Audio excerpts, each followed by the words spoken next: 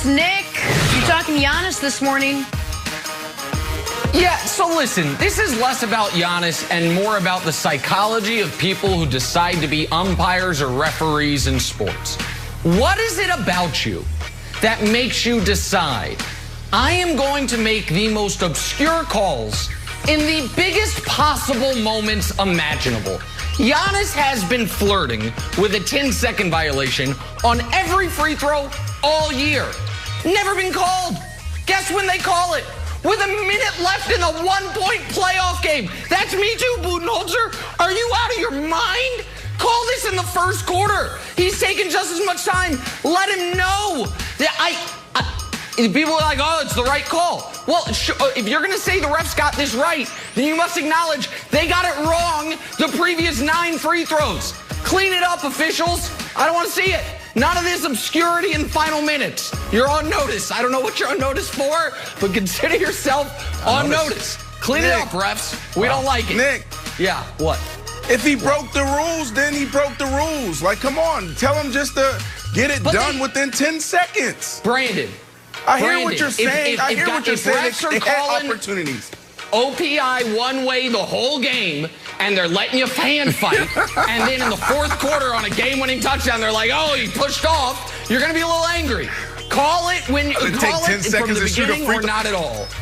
Not it doesn't matter. He was 6 for 13 from the line anyway. It doesn't even matter. He was bad from the line anyway. Would have been 7 for 13.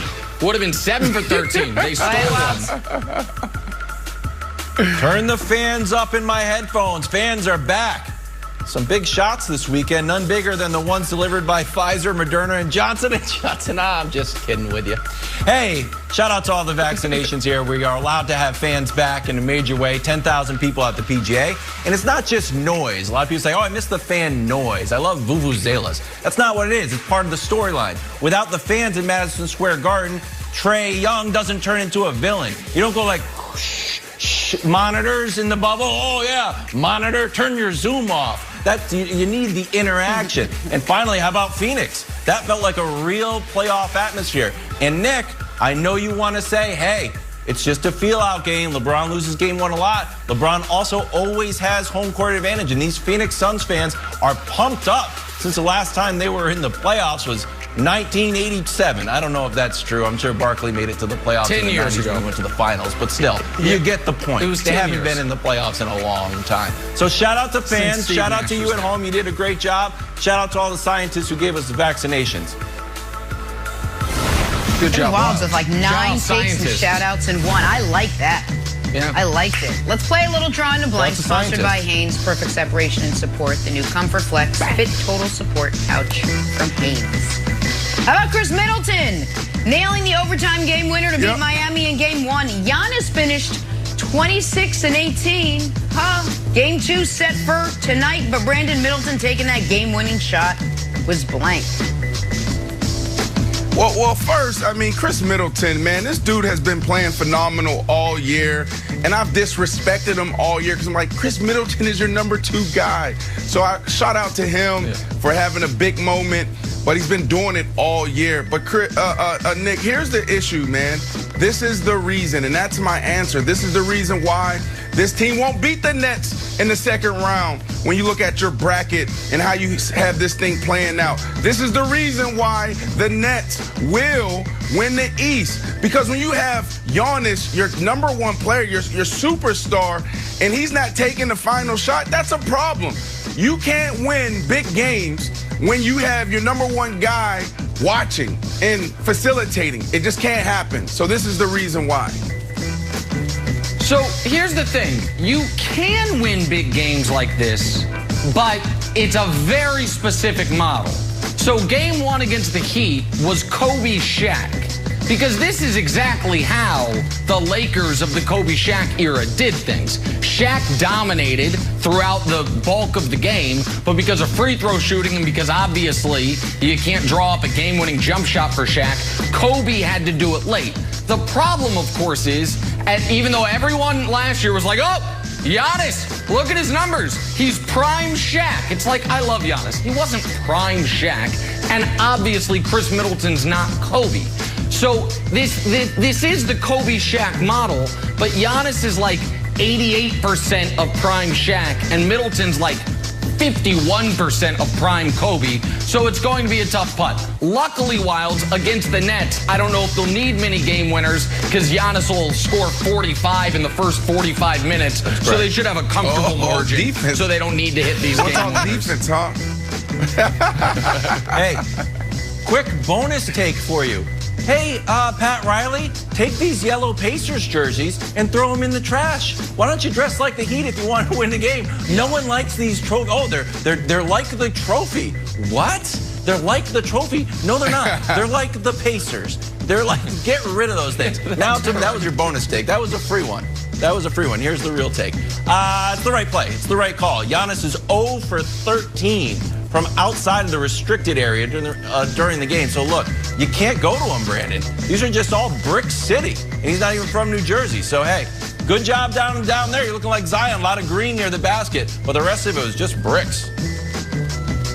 That's right. That's right. You All gotta right, do we'll it. see how the Heat respond tonight. On to Brooklyn. Nets started slow in their series opener with Boston, but the big three came alive in that second half. Durant, Kyrie, Harden combining for 82 of the Nets' 104 points in the win. So, Brandon, the Nets' Game 1 performance was blank. Listen, I'm not going to take this moment to boast and brag, but this is what I said. Come on, man. I said there's three guys that can give you 25 points apiece. KD, Kyrie Irving, and James Harden. You guys know their names. But then on the defensive side, you know, because Nick's been talking about it all year. Well, what about their defense? What about their defense? Look, when it counts, those guys are going to step up. They're going to give effort. They're going to communicate. And you saw that. They held the Boston Celtics at 93 points. Now, I know this is the Boston Celtics and Danny Ainge-led team, but still, they answered all of the questions. This is exactly what I said was going to happen, but it's still too early. Let's just slow it down a little bit, get the next win, and then we'll go from there. Yeah, listen, to me, this was anticlimactic. And as much as I love watching these highlights of Kyrie Irving cooking a man with male pattern baldness in the NBA, this is not, to me, there were two. I mean, look at it. I mean, look at this next highlight we're about to show. It's like, do you think Kyrie can stop this fella? Well, or this guy can stop Kyrie? I don't know. Let's look at the reverse angle we're going to see in a moment. You're like, probably not. He probably should be at that Y with Wilds. Here it is, right here. Look at this. You got a chance? No, you don't, actually, buddy. You're going to fall down. So here's why it's anticlimactic. And he's wearing 94. Listen, there were two outcomes that would have made this game interesting to me. One is the Nets looking unstoppable. But unfortunately, they couldn't hit a three in the first half, so that wasn't going to happen. The other outcome would have been, oh my God, what if the Celtics win? But the Celtics then couldn't hit a three in the second half, so that wasn't going to happen either. So we just got a pretty typical expected game where Brandon does deserve credit. The Nets played great defense throughout. But the Nets winning by 11 is about what the bookmakers expected. I think what a lot of us expected. So Wilds was a little anticlimactic. Look at this poor fella. Okay, my God. Work. All right, let's. You know what? Let's run more highlights of Caruso then. You love Caruso's haircut, let's say. Before Cornier. I do. Just because he doesn't wear a cool headband. Take shots at him. Yeah, unfair. That's right. Just for the record, that was from Katanec too. Katanec, you know, brethren there. Okay. Hey, this is a blowout warning. It's going to get ugly. The Nets shot 23% from the field, or excuse me, from three. It was terrible. They were the second best three-point shooting team. They shoot 45%. So once they start hitting, it's going to be bad news for the Celtics. Celtics also had, shout out to Robert Williams, had 9 blocks. Problem is, you're not going to get 9 blocks next game. Some of those are going to go in, so it's going to be blowout city, Brandon. Get ready. Oh, no.